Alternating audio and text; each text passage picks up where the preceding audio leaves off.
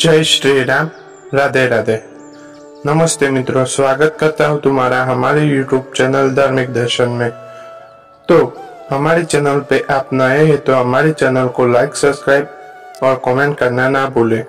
तो आज हम बात करते हैं कामिका एकादशी। तो श्रावण मास के कृष्ण पक्ष की एकादशी को कामिका एकादशी व्रत के नाम से जाना जाता है। कामिका एकादशी को श्रेष्ठतम व्रतों में से एक माना जाता है। मान्यता है कि अगर आपकी कोई इच्छा लंबे समय से अधूरी है तो कामिका एकादशी का विधिवत व्रत रखकर आप भगवान के समक्ष उस कामना की पूर्ति की प्रार्थना करें। ऐसा करने से भगवान विष्णु आपकी कामना को जरूर पूरा करेंगे। यह भी मान्यता है कि कामिका एकादशी व्यक्ति के समस्त पापों का नाश हो जाता है। कामिका एकादशी वाले दिन भगवान विष्णु की गदाधारी स्वरूप की पूजा करने का विधान है। तो चलो जानते हैं उसकी कामिका एकादशी की विधि क्या है। कामिका एकादशी में साफ सफाई का विशेष महत्व है।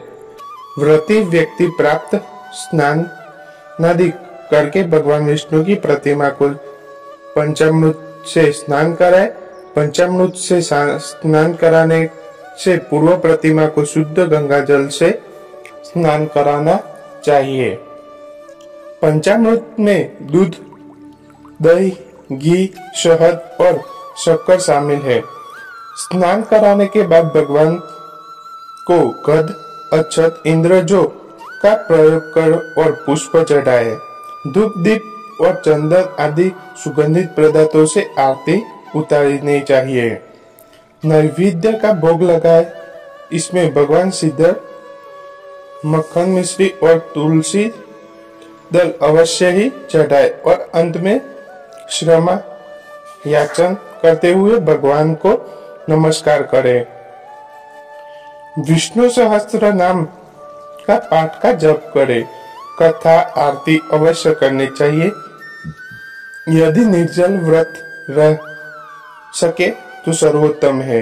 अन्यथा फलाहार ले सकते हैं तो रात में भगवान का ध्यान व भजन कीर्तन करे। कोशिश करे कि एकादशी की रात जागरण करे। अगले दिन स्नान करने के बाद ब्राह्मण को भोजन कराए और सामर्थ्य के अनुसार दान करे। इसके बाद ही स्वयं भोजन करे। दशमी की रात से लेकर द्वादशी के दिन तक ब्रह्मचर्य का पालन करे।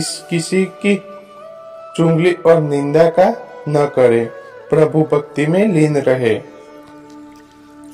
तो हम अब बात करते हैं कामिका एकादशी व्रत कथा के बारे में। तो कुंती पुत्र धर्मराज युधिष्ठिर ने कहने लगे कि हे भगवान, आषाढ़ शुक्ल देवशयनी एकादशी तथा चातुर्मास्य महात्म्य मैंने भले प्रकार से सुना। अब कृष्णा कृपा करके श्रावण कृष्णा एकादशी का क्या नाम है सो बताइए। श्री कृष्ण भगवान कहने लगे कि हे युधिष्ठिर, इस एकादशी की कथा एक समय स्वयं ब्रह्मा जी ने देवर्षि नारद से कही थी। वही मैं तुमसे कहता हूँ। नारद जी ने ब्रह्मा जी से पूछा था कि हे पितामह, श्रावण मास में कृष्ण पक्ष की एकादशी की कथा सुनने की मेरी इच्छा है। उसका क्या नाम है, क्या विधि है और उसका महात्म्य क्या है, सो कृपा करके कहिए। नारद जी ने यह वचन सुनकर ब्रह्मा जी ने कहा, हे नारद, लोगों के हित के लिए तुमने बहुत सुंदर प्रश्न किया है। श्रावण मास की कृष्ण एकादशी का नाम कामिका है। उसके सुनने मात्र वे वाजपेय यज्ञ का फल मिलता है। इस दिन शंख, चक्र, गदाधारी विष्णु भगवान का पूजन होता है, जिनके नाम श्रीधर, हरि, विष्णु, माधव, मधुसूदन है। उनकी पूजा करने से जो फल मिलता है वो सुनो। जो फल गंगा, काशी, नैमिषारण्य और पुष्कर स्नान से मिलता है वह विष्णु भगवान के पूजन से मिलता है।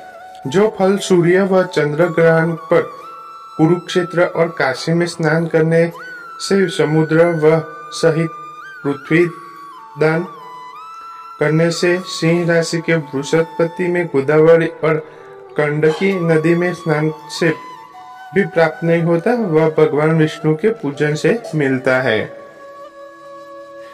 जो मनुष्य श्रावण में भगवान का पूजन करते हैं उनके देवता, गंधर्व और सूर्य आदि सब पूजित हो जाते हैं। पापों से डरने वालों मनुष्यों की कामिका एकादशी का व्रत और विष्णु भगवान का पूजन अवश्य में करना चाहिए।